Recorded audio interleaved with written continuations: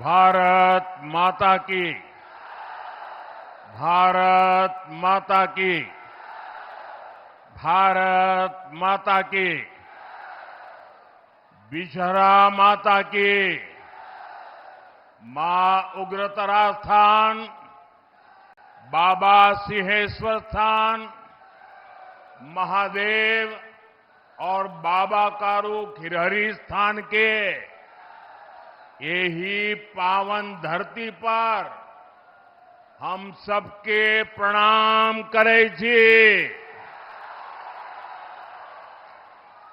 अहा सबक स्नेह आ अपनत्व हमार हृदय के गहराई कोना तक छू गेले। साथियों, बिहार में पहले चरण के मतदान के लिए अब सिर्फ 2 दिन बाकी है। 6 नवंबर की सुबह सहरसा और मधेपुरा वोट डालेगा। यहां अनेक साथी हैं जो आपके जनप्रतिनिधि के लिए, मैं उनके लिए आपसे आशीर्वाद मांगने आया हूं। और इस चुनाव में बहुत सारे मेरे नौजवान बेटे बेटियां हैं जो पहली बार वोट डालने वाले हैं। मैंने जब जीवन में पहली बार वोट डाला था तो मेरे मन में एक इच्छा थी कि मेरा वोट फेल नहीं जाना चाहिए। हवा का रुख देखूंगा और मेरे वोट से सरकार बने, ऐसा मैंने पहला जब वोट डाला तब सोचा था। और मेरी वो खुशी रही कि मैं सफल हो गया। अब मैं आपको भी कहता हूं, अपना जो पहला वोट डालेंगे ना, वो सरकार बनाने वाला वोट चाहिए। करेंगे? और एनडीए की सरकार बनने वाली है। आपका वोट एनडीए की सरकार को मजबूती देने वाला है। और इसलिए सभी नौजवान बेटे बेटी जो पहली बार वोट डाल रहे हैं, उनको मेरा विशेष आग्रह है कि इस बार आपका वोट एनडीए की सरकार बनाने वाला वोट होना चाहिए। गठबंधन को बहुत बड़ी ताकत देने वाला एनडीए के जो साथी हैं, जो इस चुनाव के मैदान में एकजुट होकर लड़ रहे हैं, उनको विजयी बनाना है। और दूसरी तरफ जो जंगल राज वाले हैं, उनको ऐसा पराजय देना है, ऐसा पराजय देना है कि वो बिहार का कभी बुरा सोच भी न सके। आपका वोट विकसित बिहार के लिए होना चाहिए। साथियों, मैं देख रहा हूं ये पंडाल तो मेरी नजर पहुंचे उससे भी बड़ा बना दिया, लेकिन पंडाल के बाहर इससे भी डबल लोग मैं देख रहा हूं।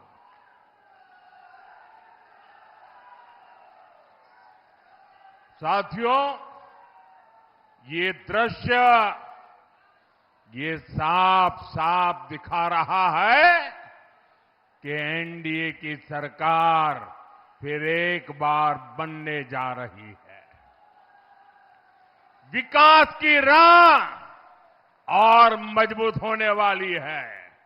नौजवानों के सपने पूरे होने वाले हैं।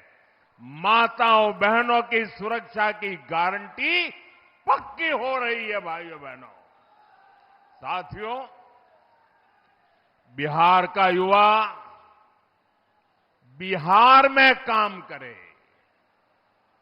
बिहार का युवा बिहार का नाम करे, ये हमारा संकल्प है। ये काम एनडीए को दिया आपका एक वोट करने वाला है। आपके वोट की वो ताकत है। कोसी और मिथिला के मेरे भाइयों बहनों, बीते वर्षों में बिहार विकास की रफ्तार पकड़ चुका है। अब विकास की इस रफ्तार को हमें मिलकर और तेज करना है।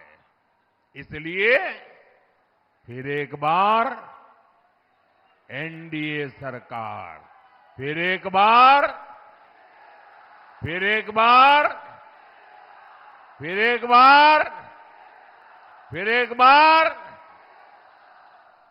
बिहार में फिर से सुशासन सरकार।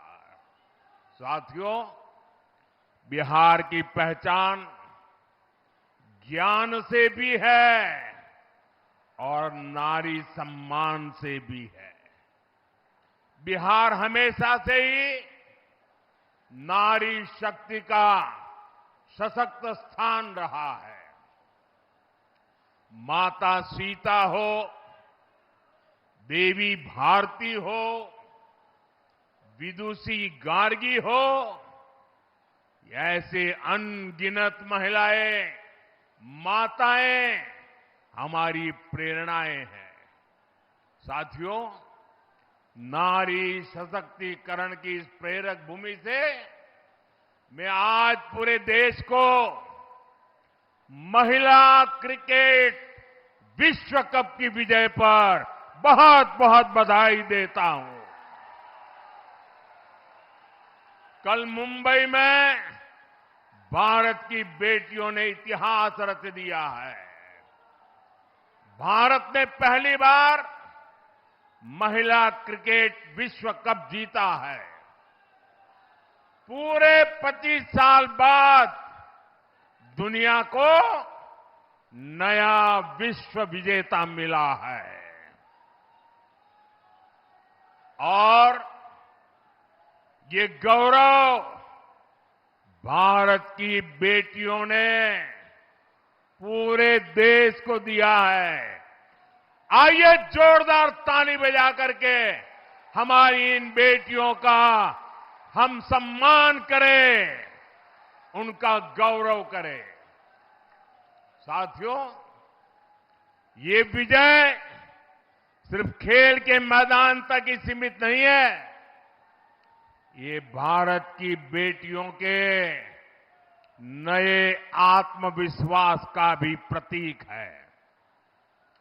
ये छोटे छोटे गांवों से, कस्बों से निकली बेटियां हैं। ये हमारे किसान, मेहनत मजदूरी करने वालों, निम्न मध्यम वर्गीय परिवार की बेटियां हैं। इन पर मुझे गर्व है, पूरे देश को गर्व है। मैं इस चैंपियन बेटियों के माता पिता को भी बहुत बहुत बधाई देता हूं। साथियों, जब बेटियों को उचित अवसर मिलते हैं, प्रोत्साहन मिलता है, तब जाकर के ऐसे परिणाम आते हैं। नारी शक्ति को ज्यादा से ज्यादा अवसर देना, उनके सामने से हर बाधा को दूर करना, बीते 10-11 वर्षों में एनडीए सरकार इसी लक्ष्य को लेकर आगे बढ़ रही है।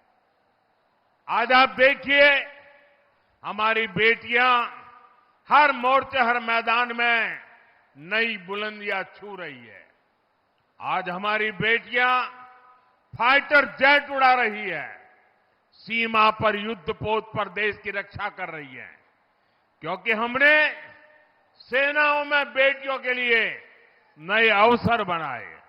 हमने सैनिक स्कूलों के डिफेंस एकेडमी में बेटियों के लिए दाखिले शुरू किए। हमारे देश की वुमेन साइंटिस्ट आज चंद्रयान, गगनयान जैसे बड़े अंतरिक्ष अभियानों में बहुत बड़ी भूमिका निभा रहे हैं। आज देश में 1,80,000 से ज्यादा रजिस्टर्ड स्टार्टअप्स हैं। इनमें से 87,000 स्टार्टअप में कम से कम एक महिला डायरेक्टर है या पार्टनर है। आज हमारे गांव की बेटी ड्रोन पायलट बनकर खेती में ड्रोन क्रांति का नेतृत्व कर रही है।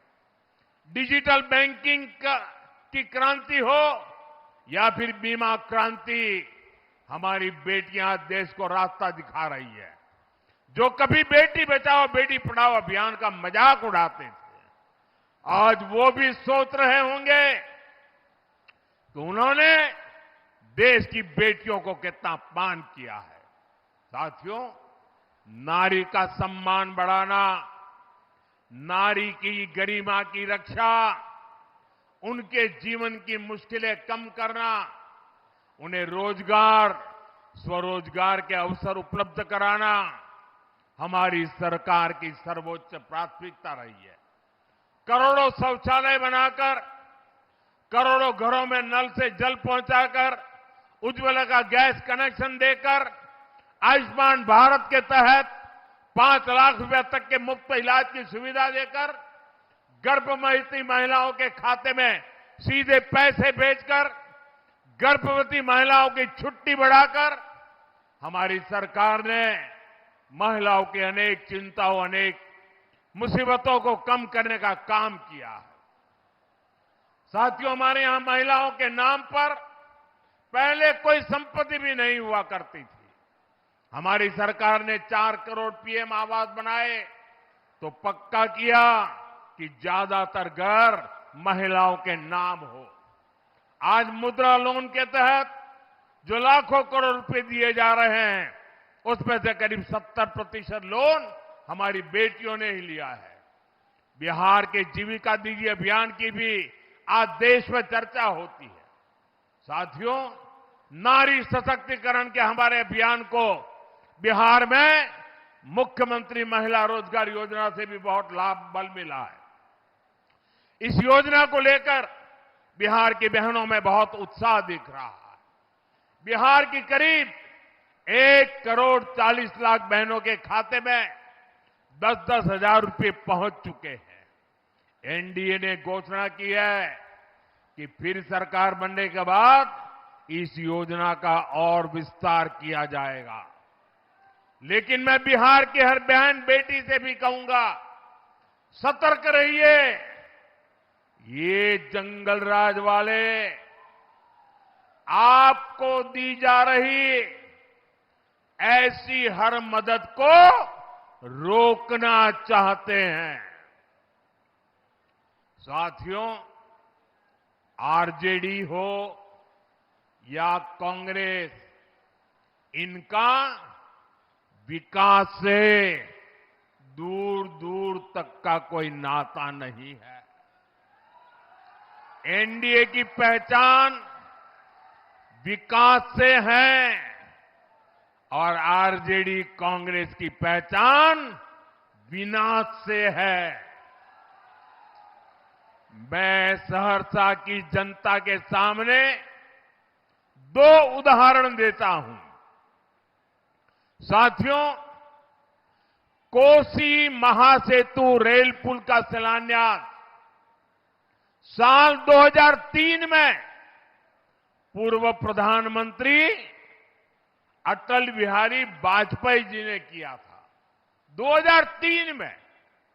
लेकिन इसके बाद 2004 में आरजेडी के समर्थन वाली दिल्ली में मनमोहन सिंह जी की कांग्रेस की सरकार बन गई और उसके बाद यहां 2005 में नीतीश जी के नेतृत्व में सरकार बनी। बिहार के लोगों ने हर गली मोहल्ले से, हर बूथ में से आरजेडी को साफ कर दिया। आरजेडी को रिजेक्ट कर दिया और इसके कारण ये आरजेडी वालों का पारा, उनका अहंकार 7वें आसमान पर पहुंच गया। वो बिहार के लोगों पे इतना गुस्सा किए कि बिहार को बर्बाद करने पर तुल गए। अब दिल्ली में उनकी सरकार थी, दिल्ली की सरकार उनके समर्थन से चल रही थी, इसलिए इन्होंने दिल्ली सरकार में बैठ करके मनमोहन सिंह जी और सोनिया जी की बगल में बैठ करके बिहार का बदला लेना शुरू किया, नीतीश बाबू की सरकार का बदला लेना शुरू कर दिया। और इन्होंने क्या किया, जितने बिहार के लोगों की भलाई के प्रोजेक्ट थे, ये सारे प्रोजेक्ट पर ताले लगा दिए, बिहार का पैसा रोक दिया। कांग्रेस आरजेडी ने कोसी महासेतु को लटका दिया। इन्होंने आपका बदला लिया, आपको बर्बाद करने का रास्ता लिया। उनकी उस पाप की सजा देने का अवसर आया है। साथियों, 2014 में आपने मुझे दिल्ली में बैठ करके देश की सेवा करने का मौका दिया। आपके आशीर्वाद से मुझे वो मौका मिला। एनडीए की डबल इंजन सरकार बनाई। अब आपने मुझे सेवा का मौका दिया, बदला लेने वालों को वहां से भी हटाया।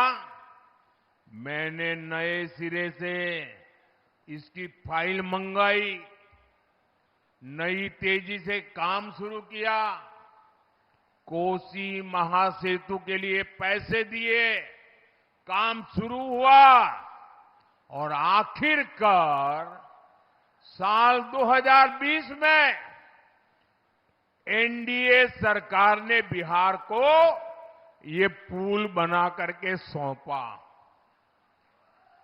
साथियों, आरजेडी कांग्रेस की बदले की राजनीति के कारण सालों तक बिहार के लोगों को भुगतना पड़ा। एक समय था जब कोसी मिथिलांचल के बहुत बड़े हिस्से के लोगों को 300 किलोमीटर का सफर करके इस पार से उस पार जाना पड़ता था। आज वही 300 किलोमीटर का सफर 30 किलोमीटर से भी कम रह गया है। हुआ है कि नहीं हुआ है भाई? आप जरा बताइए, हुआ है कि नहीं हुआ है? ये काम हमने किया है कि नहीं किया है? ये काम उन्होंने रोका था कि नहीं रोका था? जिन्होंने आपका नुकसान किया उनको सजा होनी चाहिए कि नहीं होनी चाहिए? पूरी ताकत से बताइए, सजा होनी चाहिए कि नहीं होनी चाहिए? इस चुनाव में उनको सजा दोगे? पूरी तरह सजा दोगे? और साथियों, हमने सिर्फ कोसी महासेतु ही बनाया इतना नहीं है। कोसी नदी पर अनेक पुल बन रहे हैं, चौड़ी सड़कें बन रही है। कोसी नदी पर ही देश का सबसे लंबा पुल मधुबनी में बन रहा है। आज यहां वंदे भारत और अमृत भारत जैसी आधुनिक ट्रेनें चल रही हैं। साथियों, दूसरा उदाहरण भी कोसी नदी से जुड़ा है। कोसी में भीषण बाढ़ ने अनेक परिवारों को उजाड़ा है। हमें अपनों को खोना पड़ा है।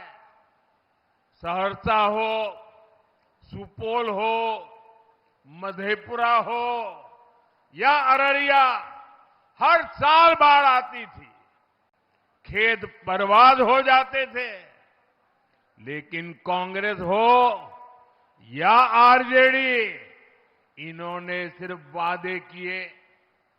ये लोग आपके दुख को कभी समझ ही नहीं पाए।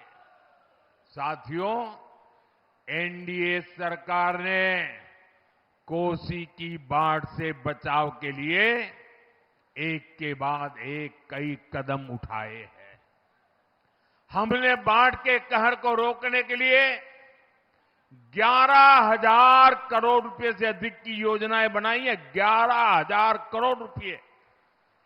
ये पैसा कोसी, बागमती और गंडक नदी बेसिन में बाढ़ नियंत्रण के लिए सुरक्षा कवच बनेगा। यहां तटबंधों को मजबूत करेगा। साथियों, हम एक दूरगामी समाधान पर काम कर रहे हैं। हमारी सरकार कोसी और मेची को जोड़ रही है। ये कोसी मेची लिंक प्रोजेक्ट अब बर्बादी नहीं, समृद्धि लाएगी। इससे 2 लाख हेक्टेयर भूमि को पानी मिलेगा। साथियों, हम सिर्फ पूर्वी कोसी ही नहीं, पश्चिमी कोसी नहर को भी नया जीवन दे रहे हैं। इसे सिंचाई का दायरा बढ़ा रहे हैं। मैं बिहार एनडीए की टीम को भी बधाई देता हूं। एनडीए ने अपने घोषणा पत्र में बाढ़ नियंत्रण के लिए बड़ी योजना घोषित की है। साथियों, कोसी और अन्य नदियों पर जो ये पैसा हम खर्च कर रहे हैं, इससे मछली पालकों को, मखाना किसानों को भी बहुत फायदा होगा। और आप तो देख ही रहे हैं, मछली और मखाना वालों को हमारी सरकार कितनी मदद कर रही है। मखाना के लिए मखाना बोर्ड बनाया गया है। और साथियों, मेरा सपना है कि दुनिया के कोने कोने में मखाना पहुंचे, मखाना किसानों की आमदनी बढ़े। अभी आपने आकर के मुझे अभी मखाना की माला पहनाई ना, आपको गर्व हुआ ना? हुआ कि नहीं हुआ? लेकिन आपको शायद पता नहीं होगा, मैं विदेश में जाता हूं ना, तो दुनिया के इतने बड़े बड़े नेताओं को भी एक डिब्बा भर करके मखाना देता हूं और बड़े गर्व से कहता हूं कि ये है मेरे बिहार के किसानों की कमाई। साथियों, यहां मछली पालकों के हितों को भी हमारी सरकार प्राथमिकता दे रही है। मछली से जुड़े सेक्टर के लिए हमने अलग से मंत्रालय बनाया, अलग बजट दिया। भारत सरकार में पहले कभी मछली के खेती करने वाले, मछली का काम करने वालों के लिए और कोई मंत्रालय ही नहीं था, बजट भी नहीं था, कोई पूछने वाला नहीं था। ये मोदी है जिसने भारत में एक अलग मिनिस्ट्री बनाई ताकि मेरे मछली पालकों की जिंदगी में मैं बदलाव ला सकूं। मछली पालकों के लिए हमारी सरकार ने मत्स्य संपदा स्कीम बनाई। कभी बिहार दूसरे राज्यों से मछली मंगाता था, आज बिहार दूसरे राज्यों को मछली भेजता है, मछली बेचता है। अब एनडीए ने अपने घोषणा पत्र में जुब्बा सहनी जी के नाम पर मछली पालकों के लिए नई योजना का ऐलान किया है। एनडीए की सरकार फिर से बनेगी मछली पालक साथियों को 9,000 रुपये की अतिरिक्त मदद भी दी जाएगी। भाई और बहनों, आरजेडी और कांग्रेस को विकास की भाषा समझ ही नहीं आती है। आरजेडी और कांग्रेस की डिक्शनरी में क्या शब्द है, क्या भावनाएं भरी पड़ी है, क्या आदतें जुड़ी हुई है, आरजेडी और कांग्रेस इनकी डिक्शनरी में कट्टा, क्रूरता, कटुता, कुसंस्कार, कुशासन और करप्शन ऐसे ही शब्द भरे पड़े हैं। जंगल राज की पाठशाला में इन्होंने बस यही सीखा है। युवा साथियों, आपके माता पिता ने वो दौर देखा है जब हमारे रक्षक भी सुरक्षित नहीं थे। खुद पुलिस वालों की जान संकट में रहती थी। माताओं बहनों, दलित, महादलित, पिछड़ों, अति पिछड़ों के साथ तो क्या क्या नहीं होता था। मैं आपको यही सहरसा की ही घटना याद दिलाता हूं। हमारे सहरसा के बहादुर डीएसपी सत्यपाल सिंह जी जंगल राज वालों को ठीक कर रहे थे, उन पर नकेल कस रहे थे। ये बात पटना में बैठे आरजेडी के आकाओं को, जंगल राज वालों को पसंद नहीं आई। इसकी कीमत उनको अपनी जान देकर चुकानी पड़ी। इतना ही नहीं, जिन अपराधियों ने ईमानदार डीएसपी की हत्या की, ऐसे गुनहगारों को खुला छोड़ दिया गया। साथियों, आजकल जब हम शानदार सड़कों, पुलों, रेलवे और एयरपोर्ट की बात करते हैं, तो जंगल राज वालों को ये जरा भी अच्छा नहीं लगता है। क्योंकि अपने समय में ये लोग सड़कें नहीं बनाते थे, सड़कें बनाने वालों को मरवा देते थे। इनके लोगों का अगर ठेका नहीं मिलता था तो ये इंजीनियरों को ही उठा लेते थे या रास्ते से हटा देते थे। ये था आरजेडी का जंगल राज। साथियों, जंगल राज में सबकी जान खतरे में रहती थी। हर अफसर, हर ठेकेदार, हर व्यापारी डर में ही जीता था।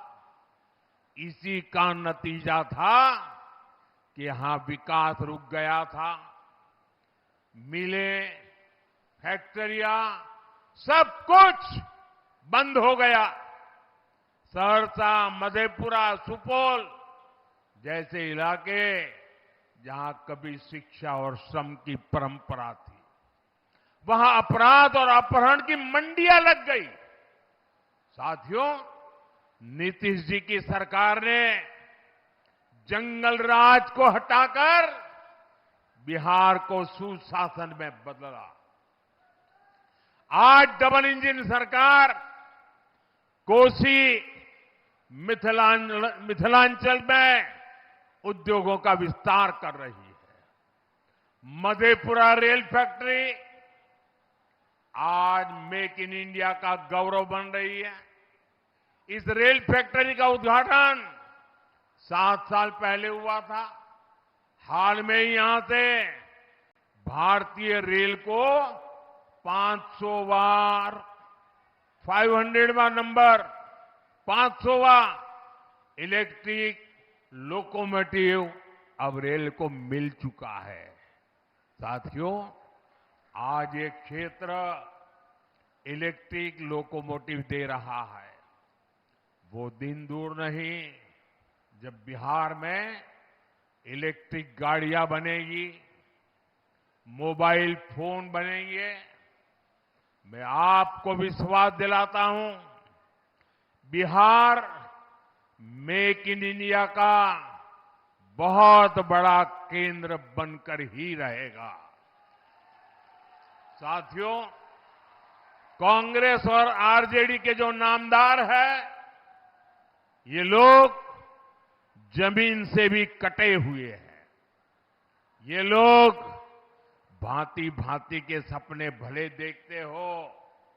अब कांग्रेस के नामदार बिहार को लोगों को बता रहे हैं कि जब दिल्ली में उनकी सरकार बनेगी, अब देखिए ये देश उनको अब निकाल के रहने वाला है। तब बिहार में नालंदा जैसी यूनिवर्सिटी बनेगी। अब इनको कुछ पता ही नहीं देश कहां चल रहा है। ऐसी यूनिवर्सिटी वो कहते हैं जिसमें विदेशी छात्र पढ़ने आएंगे।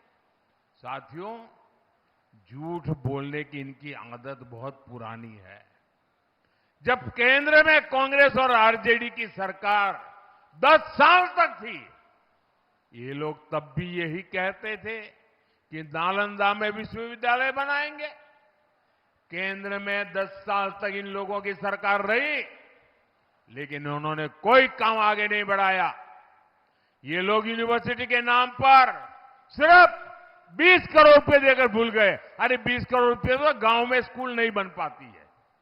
साथियों, साल 2014 में जब आपने मुझे सेवा करने का अवसर दिया, हमारी सरकार आई, तो हमने नालंदा की गौरव स्थापना का अभियान शुरू किया।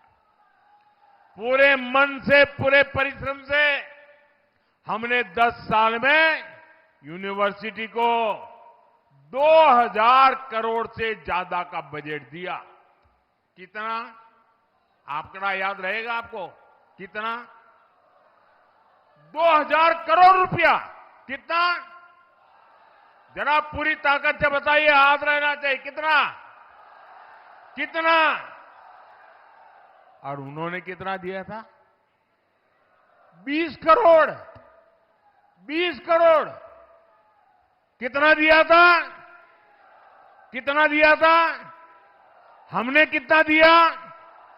हमने कितना दिया? अब देखिए, 2000 करोड़ रुपया लगाया। आज हमने नालंदा विश्वविद्यालय का शानदार कैंपस बनाया। और आज मैं गर्व से कहना चाहता हूं, आज नालंदा यूनिवर्सिटी में 21 से ज्यादा देशों के विद्यार्थी वहां पढ़ रहे हैं। जिन लोगों ने बिहार में स्कूल, कॉलेज, यूनिवर्सिटी के कैंपसों में ताले लगा दिए थे, जिनके राज्य में ग्रेजुएशन करने में ही 5 साल 7 लग जाते थे, कुछ लोगों को तो 10-10 साल लग जाते थे, वो आज बिहार के लोगों को शिक्षा पर ज्ञान दे रहे हैं। जिस सहरसा में आदि शंकराचार्य जी और मंडन मिश्र जी का महान शास्त्र हुआ था, वहां से मैं युवाओं को विश्वास दिलाता हूं कि बिहार में शिक्षा का वही गौरव फिर से लौटेगा। साथियों, कांग्रेस हो या आरजेडी, इनको सिर्फ घुसपैठियों से लगाव है। ये लोग घुसपैठियों को बचाने के लिए राजनीतिक यात्राएं करते हैं। ये लोग दुनिया भर में घूमने फिरने जाते हैं। अब मुझे बताइए भैया, क्या बिहार का भविष्य आप तय करेंगे कि घुसपैठिया तय करेगा? आप करेंगे कि नहीं करेंगे? क्या घुसपैठियों को करने देंगे? क्या घुसपैठिया आपकी जिंदगी को बनाएगा? क्या एक घुसपैठिए आपकी संपत्ति पर कब्जा कर रहे हैं, आपके संसाधनों पर अपना हक जमा रहे हैं। कहीं मजदूरी का काम हो ₹200 मजदूरी हो, लेकिन एक घुसपैठिए 100 रुपये में काम करने के लिए तैयार हो जाते हैं, तो फिर यहां के नौजवान को काम कौन देगा भाई? और इसलिए बिहार को बचाना है घुसपैठियों से। घुसपैठियों को निकालना चाहिए कि नहीं निकालना चाहिए? जरा पूरी ताकत से बताइए, घुसपैठिए जाने चाहिए कि नहीं जाने चाहिए? घुसपैठियों को हटाना चाहिए कि नहीं हटाना चाहिए? ये घुसपैठियों को हटाने के लिए हम काम कर रहे हैं। साथियों, ये आरजेडी कांग्रेस वाले दुनिया भर में जाते हैं, पता नहीं कहां कहां जाते हैं। हम तो सोशल मीडिया में पढ़ते हैं तो शर्म आ जाती है कभी। लेकिन इन्हें राम मंदिर की यात्रा का समय नहीं मिलता। अरे मैं इनको कहना चाहता हूं, अरे आपको भगवान राम जी से अगर कोई झगड़ा है, अरे आप वहां जाइए, वहां तो निषाद राम जी का, निषाद राज का भी, निषाद राज का भी मंदिर बना है। वहीं अयोध्या में वाल्मीकि जी का भी मंदिर बना है। वहां अयोध्या में शबरी माता का भी मंदिर बना है। अरे राम जी से आपको तकलीफ हो, अरे कम से कम निषाद राज के चरणों में तो सर झुका के आ जाओ। उसमें तुम्हें क्या शर्म आ रही है? वाल्मीकि जी के माथा टेक करके आ जाओ। अरे शबरी माता के चरणों में जाकर के आ जाओ। नहीं जाएंगे, दुनिया भर में जाएंगे। साथियों, कांग्रेस का शाही परिवार, आरजेडी का शाही परिवार दुनिया भर के त्योहार मनाते हैं और विदेशी त्योहार मनाने में उनको मजा आती है। लेकिन बात जब छठ महापर्व की आती है तो ये लोग क्या कहते हैं? छठ महापर्व हमारे लिए कितना बड़ा गर्व का, अभिमान का अवसर है। ये कहते हैं ये छठ वाले तो ये सब ड्रामा कर रहे। ड्रामा? क्या कह रहे हो तुम? साथियों, कांग्रेस ने छठ महापर्व को जिस प्रकार ड्रामा बताया, उसके पीछे भी एक बहुत गहरा राज है। दरअसल कांग्रेस नहीं चाहती थी कि आरजेडी का नेता मुख्यमंत्री पद का उम्मीदवार बने। पिछले कई महीनों से वो ऐसा माहौल बना रहे थे, लेकिन आरजेडी ने कांग्रेस की कनपट्टी पर कट्टा रखकर मुख्यमंत्री की उम्मीदवारी का वो प्रचार का वो जो हथियार था ना, वो भी चोरी कर लिया। इससे कांग्रेस के लोग बहुत गुस्से में हैं। कांग्रेस की लुटिया तो बिहार में सालों से पहले ही डूब चुकी थी। उनके पास खोने के लिए कुछ नहीं था। अब कांग्रेस के नेताओं ने आरजेडी की लुटिया डुबाने की सुपारी ले ली है। और इनका एक नेता तो बड़े बुद्धिमान होने के नाते दावा करते हुए बयान दे रहा है। वो कहता है अब कांग्रेस को खुद के पैरों पर आगे बढ़ना चाहिए, बाकियों की मदद करना बंद। पब्लिकली कहता है, बाकियों की मदद करने में टाइम खराब मत करो, कहता है खुद आगे बढ़ो। इसका मतलब पक्का है, कांग्रेस वाले इस बार आरजेडी की सफाई करने में लगे हैं। साफ करके रहेंगे, देख लेना आप। साथियों, अपने स्वार्थ के लिए बिहार की, भारत की विरासत का अपमान करने वाले हमारे तीर्थों का विकास नहीं कर सकते। एनडीए सरकार बिहार को धरोहर आधारित पर्यटन का बहुत बड़ा केंद्र बना रही। वो दिन दूर नहीं जब पुनौरा धाम में माता जानकी का भव्य मंदिर बनकर तैयार होगा। यहां सहरसा में भी आस्था के हमारे अनेक स्थल है। यहां संत कारू खिरहरी जी ने अपनी शिव भक्ति और गाय के प्रति समर्पण के कारण दिव्यता प्राप्त की थी। ये मानवीय मूल्य देश के कोने कोने तक पहुंचे, इसके लिए एनडीए सरकार हर प्रयास कर रही है। साथियों, अब मतदान की तारीख आ ही गई है। मैं दूसरे राज्यों से यहां अपने गांव में दिवाली और छठ पर्व मनाने जो साथी आए हैं, उनको मैं खास कहना चाहता हूं, आप आए ही हैं और अगर आपका वोट आपका यहां पर है तो वोट दिए बिना वापस मत जाना।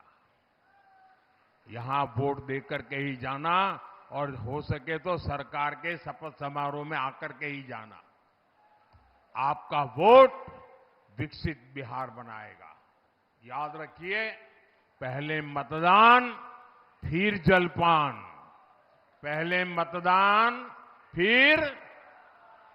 एक बार फिर आज इतनी बड़ी संख्या में यहां आने के लिए, हमारे इन सभी उम्मीदवारों को आशीर्वाद देने के लिए मैं जरा हमारे इस चुनाव के उम्मीदवारों को कहूंगा, आगे आ जाइए आप लोग, आगे वहां खड़े हो जाइए। हाँ, वहां खड़े हो जाइए सब लोग। जो भी चुनाव लड़ रहे हैं उनसे मेरा आग्रह है, जरा आगे आ जाइए। थोड़ी जगह कर लीजिए, मैं वहां आकर के आप सबको मिलने वाला हूं।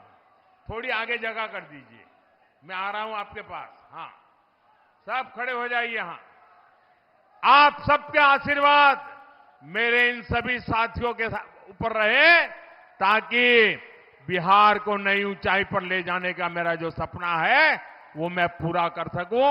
मेरे साथ बोलिए, भारत माता की, भारत माता की, भारत माता की। बहुत बहुत धन्यवाद।